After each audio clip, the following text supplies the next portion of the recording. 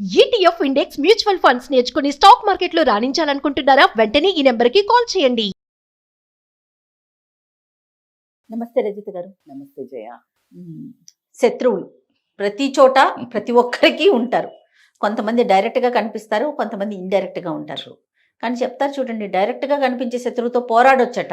Absolutely true. మనకి back end ఉండే శత్రువుని మనం ఏమీ చేయలేము కదా.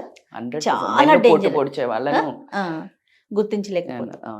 ఇది మనకి ఫ్యామిలీలో ఉంటారు, రిలేషన్లో ఉంటారు, ఫ్రెండ్స్లో ఉంటారు, కొలీగ్స్లో ఉంటారు, ఆఫీస్లో ఉంటారు, 100% చోట ఉంటారేమో బహుశా. అంటే 100%. వీళ్ళతో మన బిహేవియర్ ఎలా ఉండాలి? ఎందుకంటే ఎవ్రీడే ప్రతి ఒక్కరితో పనులు ఉంటాయి. ముందుకు వెళ్ళాల్సిందే. అవును, ఎదిరించి మాట్లాడలేము. స్ట్రైట్ గా వెళ్తే మన ముక్కుకే దెబ్బ తగ్గుతుంది. 100%. సో వాళ్ళని ఎలా, అంటే నా క్వశ్చన్ ఏంటంటే వాళ్ళని ఎలా హ్యాండిల్ చేయాలి? హౌ టు హ్యాండిల్ శత్రువు? I know, that's a very good question and more important కూడా. ఎందుకంటే హ్యాండ్లింగ్ తెలవకపోవడం వల్ల మనం మీకు మాట్లాడేటప్పుడు, సారీ అడ్డం వస్తున్నట్టు, మిమ్మల్ని మీతో క్వశ్చనింగ్ చేసినా లేకపోతే మీతో ఇంటర్వ్యూస్ చేసినా ఎందుకు ఇలాంటి టాపిక్స్ ఎక్కువ చూస్ చేసుకుంటానంటే, మనుషులతో ఎక్కువ మాట్లాడతారు, మీరు ఎక్కువ అబ్జర్వ్ చేస్తారు, మనసును పట్టుకుంటారు.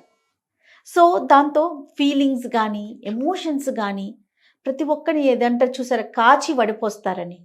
దానికి దిట్టండి రజిత గారు.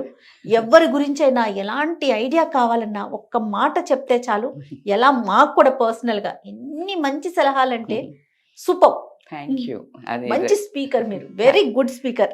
అది ఆ విషయాలను పట్టుకోవాలి అంటే ఎదుటి మనిషికి ఫస్ట్ అవగాహన ఉండాలి. ఇప్పుడు నేను బాగా చెప్తాను అంటే అసలు బాగా చెప్పే మాటల మీద మీకు అవగాహన ఉంది కాబట్టి మీరు పట్టుకున్నారు.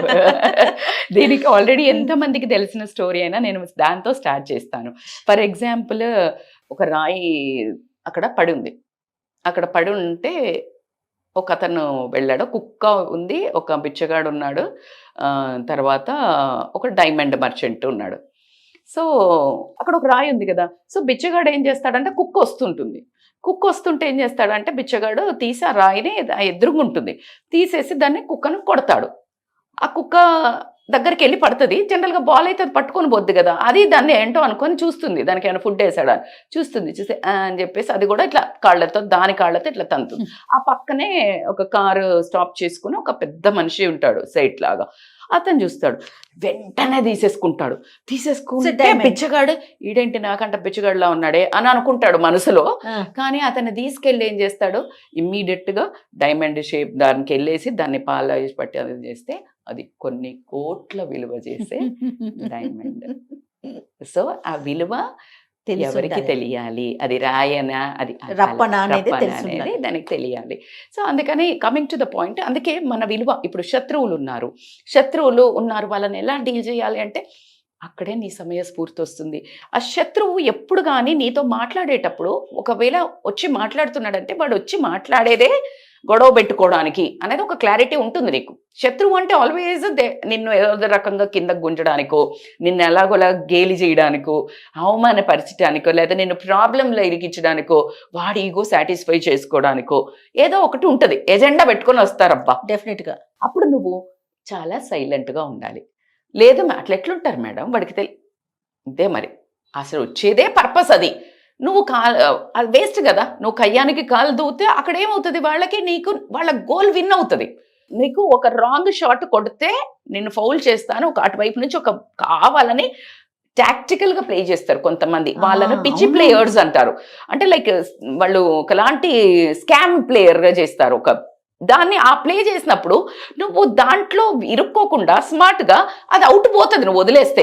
కానీ నా టాలెంట్ చూపిస్తా ఇప్పుడు నువ్వు అని ఇట్లా కింద పడి మీద పెట్టి కొట్టినావు అనుకో, అది బేసిక్గా నువ్వు అటెంప్ట్ చేయకూడదు, అది వదిలేస్తే అటు వెళ్ళిపోతుంది. బట్ యూ అటెంప్టెడ్, నువ్వు కింద పడ్డావు, బొక్కలు ఇరిగినాయి, నీకు అక్కడ ఏం రాలేదు. ఇక్కడ నువ్వు ఆడలేకపోయినావు అనేది క్రియేట్ అయిందా లేదా? 100%. I think this is example, very classical example. So same way వాడు ఏదో ఒక చేస్తుంటాడు, నువ్వు కొంచెం సేపుకి అక్కడ నీ సెల్ఫ్ రెస్పెక్ట్ అంటే నీ మానం ప్రాణం ఇలాంటివి రెండు గనక బేరేజ్కి వచ్చినప్పుడు యూ షుడ్ గివ్ అప్. అంటే లైక్ ఇక మొత్తం 100% పెట్టాల నువ్వు. ఆ పర్సెంట్ పెట్టేటప్పుడు ఆ పర్సన్ మీ ఇద్దరి మధ్యలో అది ఫ్యామిలీ బంధమా, ఆఫీస్ బంధమా, దోస్తు బంధమా, అక్క చెల్లెలదా అన్న చెల్లెలదా ఇలాంటివి చూసుకోవాలి. దీనివల్ల నా కాన్సిక్వెన్సెస్ ఏంటి? ఇప్పుడు నేను ఇతనితో వేస్తున్నప్పుడు నేను సైలెంట్గా ఉంటే నా ఎమోషనల్ స్ట్రెంత్ బయటపడుతుంది. It's like I'm like more గెలిచేసినట్టే. వాళ్ళు అన్నది మనము ఒప్పుకోవడం లేదు అంటే నిన్ను ఏదన్నా ఆడిద్దాం అనుకున్నప్పుడు నువ్వు అలా ఉన్నావంటే ఏముంటుంది, స్ట్రాంగ్ అన్నప్పుడు వాళ్ళు ఓడిపోయినట్టేగా.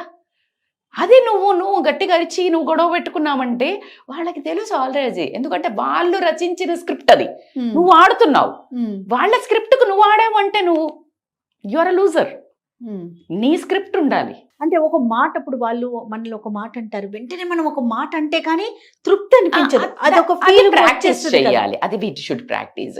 మనము పిచ్చుక మీద బ్రహ్మాస్త్రం అనుకోవటము, లేకపోతే విచక్షణ రహితంగా వాళ్ళ ఒక అసత్వం మీద రాయి పడింది. నేను చాలా సార్లు అదే చాలా చంచలత్వంతో మాట్లాడుతుంటారు. మనం రిలేషన్లా కానీ దోస్తులల్లా కానీ లేకపోతే ఎక్కడైనా కూర్చున్నప్పుడు ఏదేదో మాట్లాడుతుంటారు. నిన్ను తక్కువ చేసి మాట్లాడటము, సరదాగా మాట్లాడటము, నీకు ఎక్కడో రేషం పొడుచుకొస్తుంది. ఏంటి వీళ్ళు ఇట్లా అంటున్నాను, నేను అది కాదు కదా, నేను ఇది కదా అని. రే ఎవరికి చెప్తున్నావు? నువ్వేంటో తెలిసే నిన్ను తక్కువ చేయడానికి ఒక ప్లానింగ్ జరుగుతోంది. ఎగ్జాక్ట్లీ. నువ్వు ఎందుకు ప్రూవ్ చేస్తావు? ఎవరికి ప్రూవ్ చేయాలి?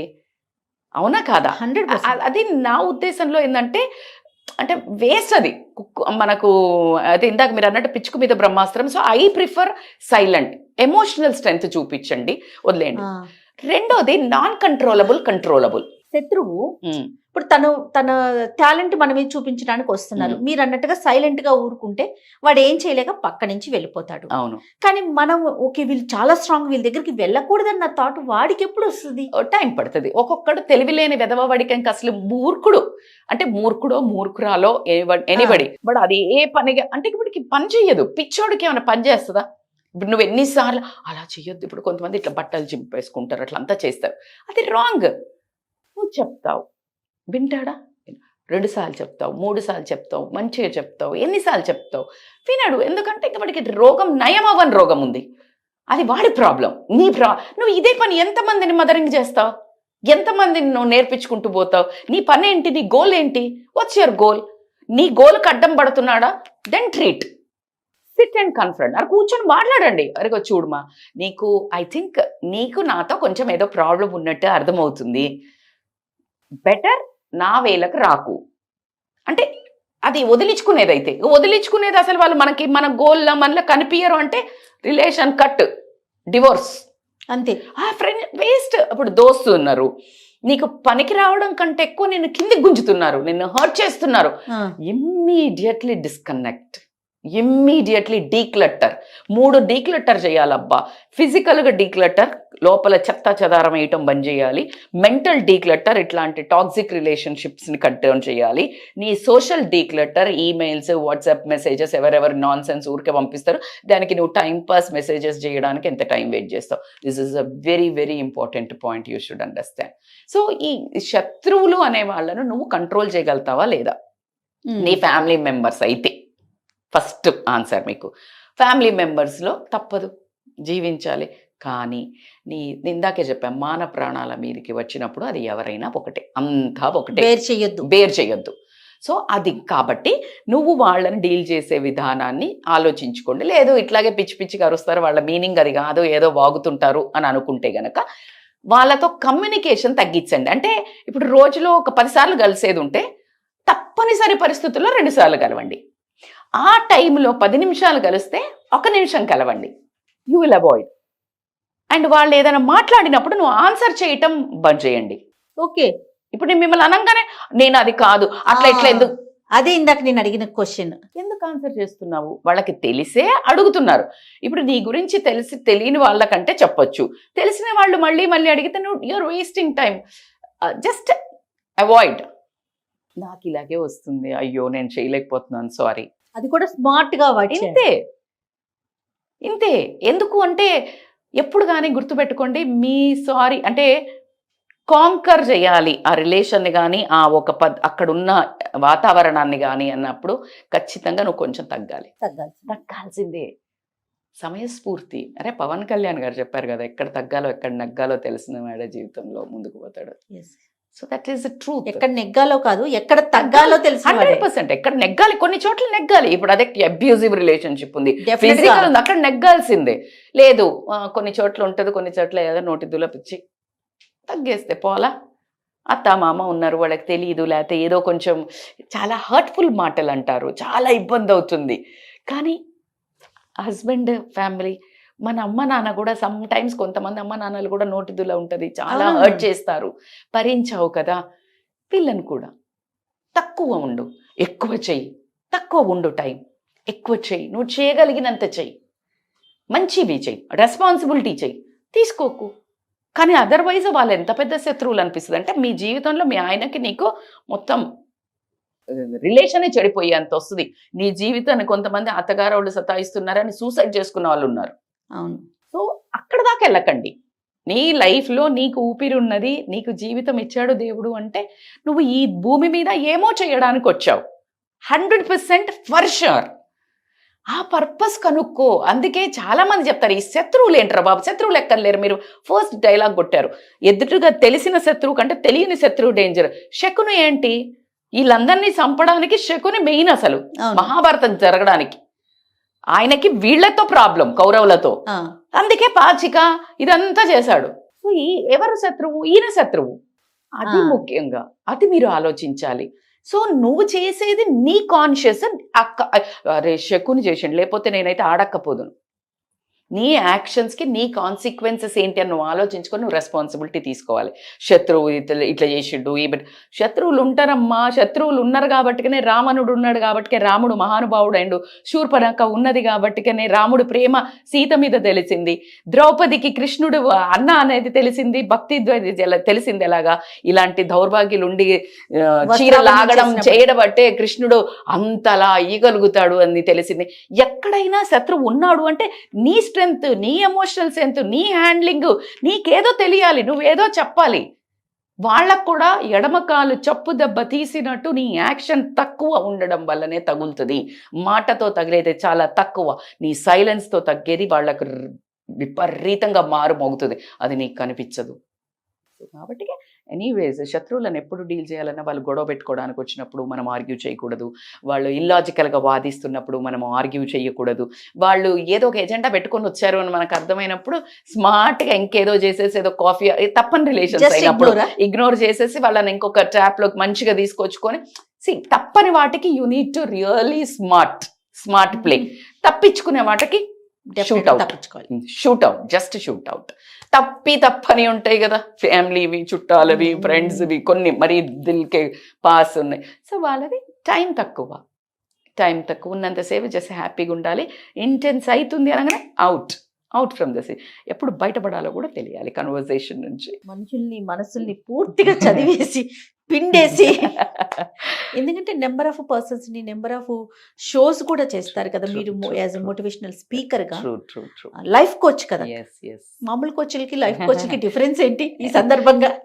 మామూలు కోచింగ్ అంటే దట్స్ వాట్. ఇప్పుడు అన్ని సబ్జెక్ట్స్, ఫర్ ఎగ్జాంపుల్ ఒక MBA చదివిన దానికి IAS చదివిన దానికి డిఫరెన్స్ ఏంటి? MBA నువ్వు ఓన్లీ బిజినెస్ పరంగా ఇట్లా చదువుతావు. IAS ఈజ్ ఎ జనరలైజేషన్ వస్తుంది, హిస్టరీ వస్తుంది, మనుషులది వస్తుంది, నీకు గవర్నమెంట్లో ఏం స్కీమ్లు ఉన్నాయో తెలియాలి, ఎక్కడ తక్కువ ఉన్నాయో తెలియాలి, మొత్తం టోటల్ తెలియాలి. It is life coaching. Super అక్క, సూపర్. ఎట్లా అప్పుడు మీరు కార్పొరేట్ కోచింగ్ కూడా చేస్తూ ఉంటారు కదా? తెలుసు. ఎట్లా మిమ్మల్ని అప్రోచ్ కావాలంటే? They can call on this screen మీద ఉన్న నెంబర్కి కాల్ చేస్తే మనం డీటెయిల్స్ ఇస్తాం. కమ్యూనికేషన్ స్కిల్స్ అనివ్వండి వాళ్ళకి. ఇప్పుడు ఒక వర్క్ ప్లే వాళ్ళ టైలర్ మేడ్, ఇప్పుడు వాళ్ళ ఆఫీస్లో వాళ్ళ దగ్గర ఏం లూప్ హోల్స్ ఉన్నాయి, రైట్ వాళ్ళకి అర్థమయ్యేటట్టు. ఇప్పుడు సేల్స్ వాళ్ళు ఉన్నారు, సేల్స్కి అసలు సేల్ అంటే అమ్మలేరు, మోటివేషన్ సరిపోదు, అది ఒక చిన్న ఉద్యోగం లాగా ఫీల్ అవుతారు. బట్ ఆ sale is the biggest business in the world. Okay, so దాన్ని ఎలా మోటివేట్ చేయాలి, అసలు సేల్ కున్న పవర్, డిపార్ట్మెంట్ కి మోటివేషన్ ఇక్కడ నుంచి నువ్వు డైరెక్ట్ గా you can become that owner of that. ఎలాగా? సో అయితే ఒక పని చేస్తానక్క, ఎందుకంటే ఇందులో కాదు, సపరేట్ గా మీరు అక్కడ టీమ్ కి అందరికి ఎట్లా చెప్తున్నారు కార్పొరేట్ ట్రైనింగ్, మా కోసం, మా ఆడియన్స్ కోసం ఒక్కొక్క సబ్జెక్టు తీసుకొని ప్లీజ్ రివీల్ చేయాలి మీరు. తప్పకుండా. నమస్తే.